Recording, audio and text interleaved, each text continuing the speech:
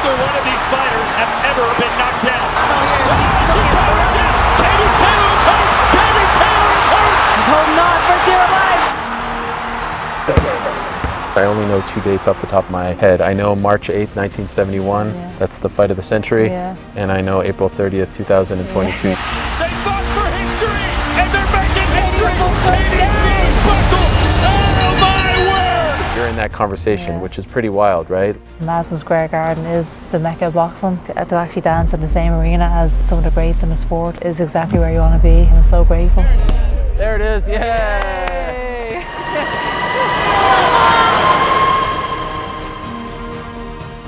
We're inside the Knicks locker room. This is your first time back. So we wanted to try to recreate it all from entering the arena to the locker room to the ring walk. If you're down, I would love to do that. It would be an honor for me. I'm starting to get nervous. You're getting nervous? Wow, okay. I'm starting to get nervous. Yeah. When you walk in here for the first time, what comes to mind? Probably a few things. I think just getting my mind together before the fight and listening to Ross, my coach. A huge pressure situation. There's a lot at stake in that fight, so I knew the magnitude of the events. But I love those kind of situations. Were you nervous? I think I get nervous for every single fight, but I realise some fights are bigger than others. So I felt prepared, I felt ready. And just curious, could you hear the crowd when you're in here? Like as you're warming up and there's other fights going on, do you hear anything going on outside? No, it's nothing. Nice, peace and quiet here. Wow. Yeah, I'm very, very quiet dressing room every single time, and I don't know what's going on in the outside world. I'm just focusing on the actual fight. Do you have any superstitions, things that you do in the locker room before a big fight? I do read the same Bible verses before every single fight. Is that the verse that's on your trunks? Exactly, Psalm 18, and it's actually one of David's Psalms, and David's one of my favourites in the Bible. It still has the same effect today as the first time I read it. It says, "It is God who arms you with strength. He makes my way perfect. He makes my feet like the feet of a deer. He trains my hands for battle. My arms can bend a bow of bronze. You give me your shield of victory, and your right hand sustains me, and you stoop down to make me great." You just gave me chills there, you know it, wow, from memory. I think I've read it maybe over 200 times and it still has the same effect. The notion that God can actually stoop down to make you great, that just really resonated with me, and I want to step into the dressing room. It's fight night and I'm here to perform. Same as you always do. Let's do it, here we go, after you. You were so in the zone. Like, do you think of anything? Do you remember anything? This is it, I'm here now, I'm here to fight, and this is what I'm born for. When we saw you walking down this hallway, her music was still playing. The music was different than yours. It was a lot more upbeat, right? It was very Puerto Rican style. But yours is about to hit. Yeah. And your song was a lot more mellow. Mellow.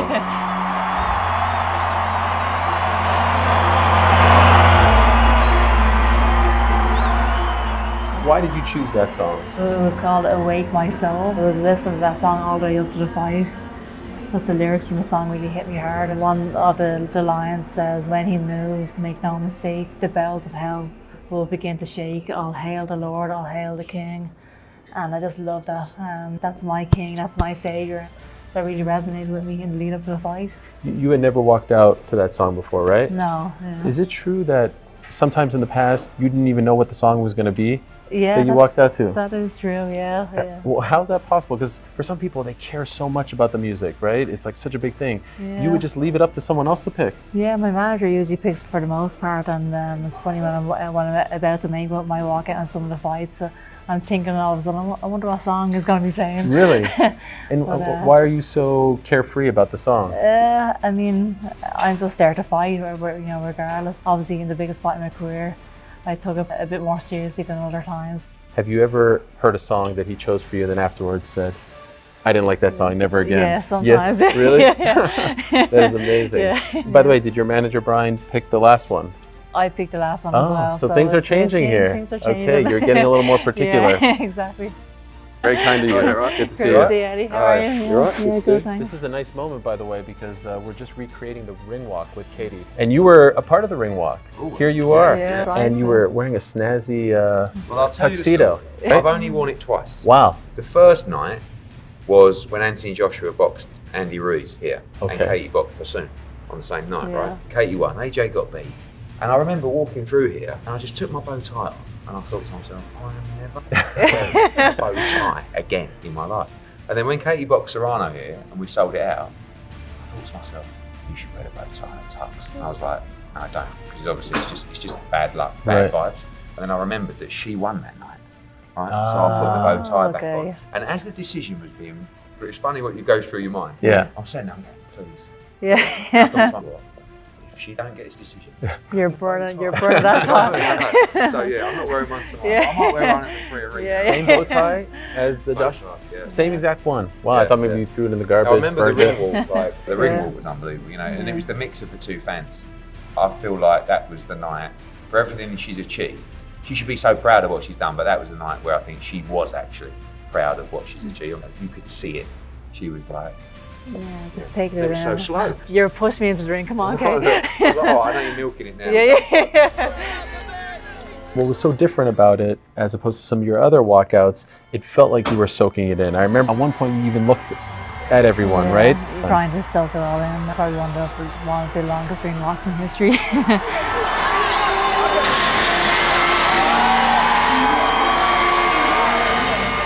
All the years of hard work, all the years of sacrifice, and I get to enjoy this moment. Fights like this are just so special because it is for the next generation of fighters. I wouldn't be in the position that I was in, myself and Amanda wouldn't be in this position if it wasn't for the women that went before us as well. The likes of Layla Ali, who was actually here at the fight. Women like her, Christy Martin, Deirdre Gogarty, all these amazing female fighters who have paved the way for us. At any point, did you look at what Jake Paul was wearing and say, what the hell is that? Did that ever cross your mind? It was very distracting. Yes, I thought so too. I liked Eddie's outfit a little bit more. I'm not just saying that because he might be still around. There's that moment when you guys had the face-off and she says to you like, all right. I love the shot because they went right on her and you're like, nothing. So she's like, this is amazing. Katie's no-selling it. What are you thinking? Like, because I'm just here to fight. You're just here to fight. You're not here to exchange and pleasantries or anything like that, right? It's amazing, but now I'm here to win and I'm here to fight, and that's basically it.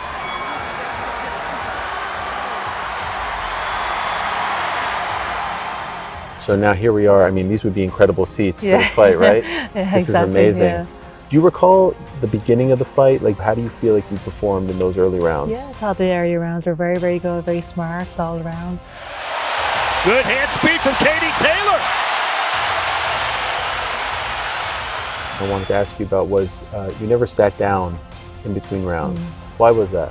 I just don't like having to get up off the stool. I'm listening to my coach. Hey, listen.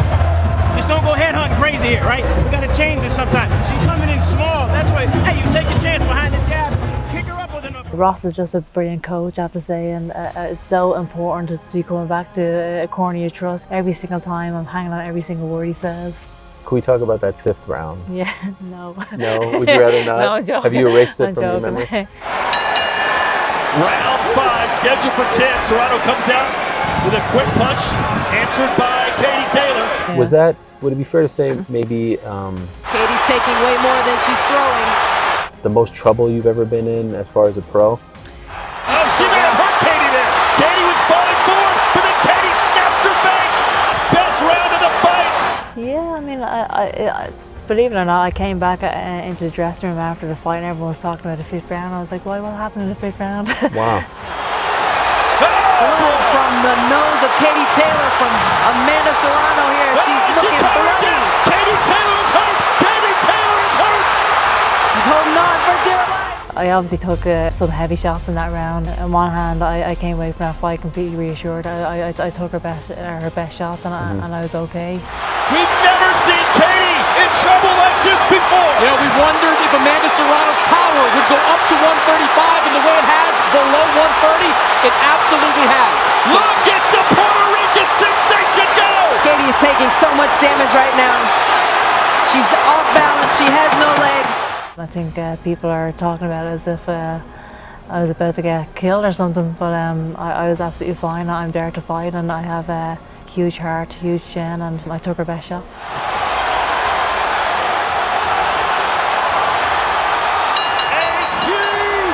Massive round for Amanda Serrano. So you never felt, in retrospect or even in the moment, that it was close, that you were in danger? In a big fight like that, there are going to be ebbs and flows, moments where the momentum is with you and moments where it's against you. I've always found a way to win. came back after that and it looked like nothing had happened, right? Like you were fresh. But you can never count out Katie Taylor. You can't muster up that courage just in the fight. You have to muster up that courage week in, week out during the training camp. When you do that, you can show the heart during the fight as well. Like going into the 10th. You see yourself in this moment? What are you thinking? I'm thinking put your hands up and It all comes down to this. Those last 30 seconds were incredible. The problem with me is that I do love to fight probably a bit more than I should. I love standing there and having a bit of a tear up. Katie taking some big shots here. But she's landing some too. She is. Both fighters are spent. It looked like you guys were in a phone booth and you were just slugging it out. A fight worthy of the occasion. They fought for history and they're making history. Katie's knees buckled. Oh my word! The female fight of the year. Who won? I do not know. Wow, what a f***ing fight. One of the best fights. One of the best fights. One of my favourite moments after the fight was finished. This is before the decision was actually announced. Myself and Amanda had our arms around each other. I guess receiving all the praise and honour from everybody. This is a historic moment for both of us. Did you think you had done enough? You never know with these judges. You never know. And I remember, and then when they say, and still. For the winner by split decision, and still. It's joy, it's relief. It's all the emotions really. I mean, look at that emotion there. I mean, you're banging your chest, you're screaming. Not something we often see out of you. You internalise everything in the lead up to the fight, the ups and downs of a training camp. You have good days, you have bad days. You're beating your body up all for this one night. And so when the fight is over, then I can relax and I can actually enjoy this victory. The whole crowd erupting. It was just a special moment. The whole atmosphere, everything that was at stake. The two cultures coming together to be the biggest fight in female boxing history. Just an amazing moment for the sport, really. That definitely was a huge highlight and definitely the best night in my career so far. Even though the fight was tough on the body, I'm so grateful that I was that kind of a fight, because to be involved in such an amazing caliber of fight like that was great for the sport, great for female boxing, and it was, when you look back, it was absolutely worth it. Even in the hours after the fight, the streets in Manhattan were filled with Irish people singing and celebrating the win. We definitely took over New York that night, the best fights of my career and the biggest nights of boxing. This girl, all night, she can box and move all night. She wants to stand there and fight. That's the Irish in her. You're going back home, finally. Could you possibly put into words what all of this means for you? Pinch myself nearly thinking this is actually going to happen. I have the chance to actually fight in front of my home crowd. Yeah, this is absolutely incredible. I'm so excited. As a professional boxer, I haven't had a chance to fight at home yet. This is exactly what I wanted. Good luck, all the best, and much, thank you for reliving this great night with us. Thank you so much.